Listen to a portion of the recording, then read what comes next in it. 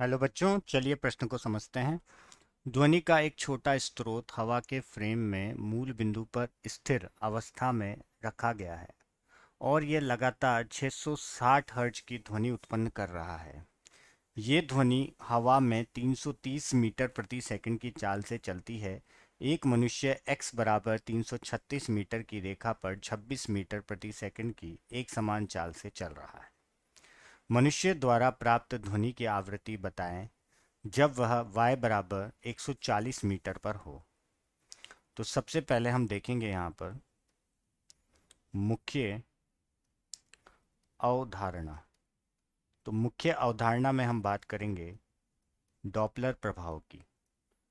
तो बच्चों, डॉपलर प्रभाव क्या कहता है?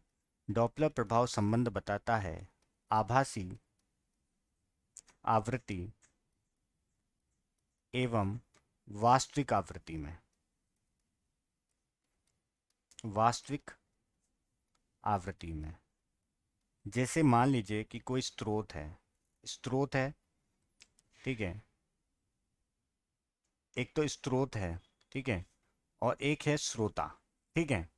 तो स्रोत और श्रोता के बीच में सापेक्ष चाल, यहाँ पर जैसे मान लीजिए कि जो स्रोत है वो भी चल रहा है और श्रोता है वो भी चल रहा है, ठीक है। ये तो हो गया हमारा स्रोत और ये हो गया हमारा श्रोता, ठीक है। तो इन दोनों के मध्य की आभासी आवृत्ति और वास्तविक आवृत्ति में संबंध बताता है डॉपलर का प्रभाव, ठीक है। तो आभासी आवृत्ति को एन डैश से और वास्तविक आवृत्ति को एन से दिखाते हैं। तो इसमें क्या होगा कि ध्वनि की वेग श्रोता के सापेक्ष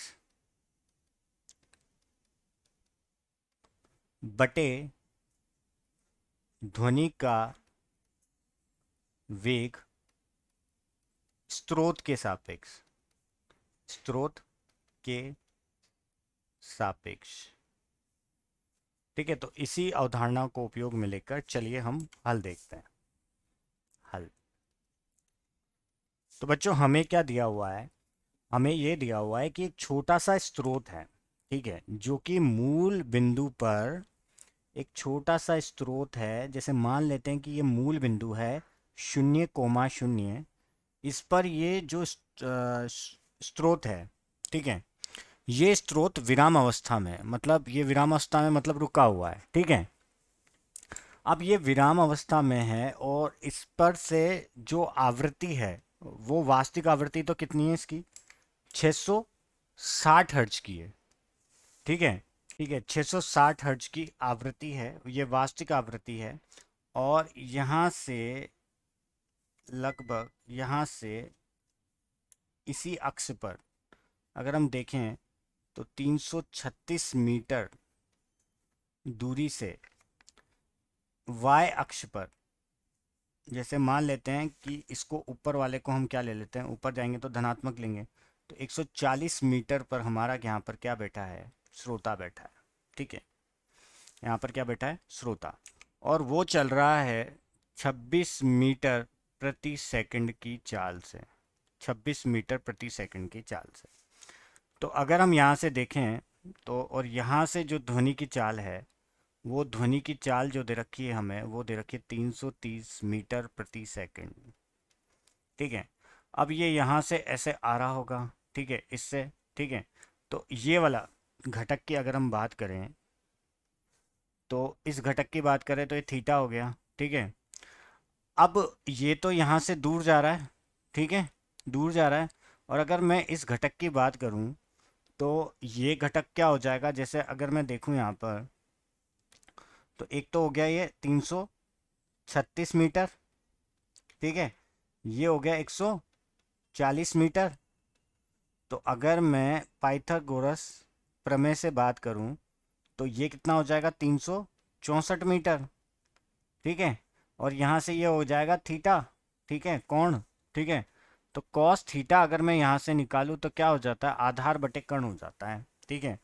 तो आधार मतलब 140 बटे 364 हो जाएगा, 364, ठीक है। और यहाँ पर अगर मैं निकालूंगा तो ये हो जाएगा यू बी कॉस थीटा हो जाएगा, ये यू भी है, ठीक है। तो अब यहाँ से अगर मैं, ये तो हो गया, ठीक है, अब हम यहाँ से क्या लगाएं, डॉपलर प्रभाव की बात करें तो डॉपलर प्रभाव किस किस के बीच में संबंध देता है, आभासी आवृत्ति एवं वास्तविक आवृत्ति में, ठीक है। तो आभासी आवृत्ति हो गई एन डैश से देंगे और वास्तविक आवृत्ति को एन से देंगे। तो हम क्या लिखेंगे इसको, ध्वनि का वेग किसके सापेक्ष, ध्वनि का वेग किसके सापेक्ष हो जाएगा यहाँ पर, श्रोता के सापेक्ष, ठीक है। और यहाँ पर हो जाएगा ध्वनि का वेग, ध्वनि का वेग स्रोत के सापेक्ष, ठीक है बच्चों। तो अब यहाँ पर हम देखें तो डॉपलर इफेक्ट से एन डैश बटे एन हो जाएगा, ठीक है। अब अगर देखें तो श्रोता से ये क्या जा रहा है, अगर ध्वनि के वेग से देखें तो दोनों क्या कर रहे हैं, यहाँ पर दूर जा रहा है। तो दूर जा रहा है तो हम क्या लिखेंगे इसको, ध्वनि का वेग ऋण वी बी कॉस थीटा बटे ध्वनि का वेग, क्योंकि वहाँ पर अगर हम देखेंगे तो जो स्रोत है वो तो क्या है, विराम अवस्था में, तो जीरो आ जाएगा, ठीक है। अब सारी चीजें हमें दे रखी है, जैसे 330 तो दे रखा है, और ये 26, ये हो गया 140 बटे 200, 364 बटे में हो जाएगा कितना 330, और गुणा में कितना चला जाएगा 660। तो इसको क्या कर लेंगे, हम हल कर लेंगे। ये कट जाएगा किससे, 14 बार, 14 से कटेगा ये 10 बार, ठीक है। तो ये तो हो जाएगा यहाँ पर 320 बटे 330 गुणा 660, जीरो से जीरो, 2 बार ये कट गया, कितना हो गया 0 4 6, तो 664 हर्ज। और यही हमारे प्रश्न का क्या होगा, उपयुक्त उत्तर होगा। मैं आशा करता हूँ आप लोगों को समझ आया होगा। धन्यवाद।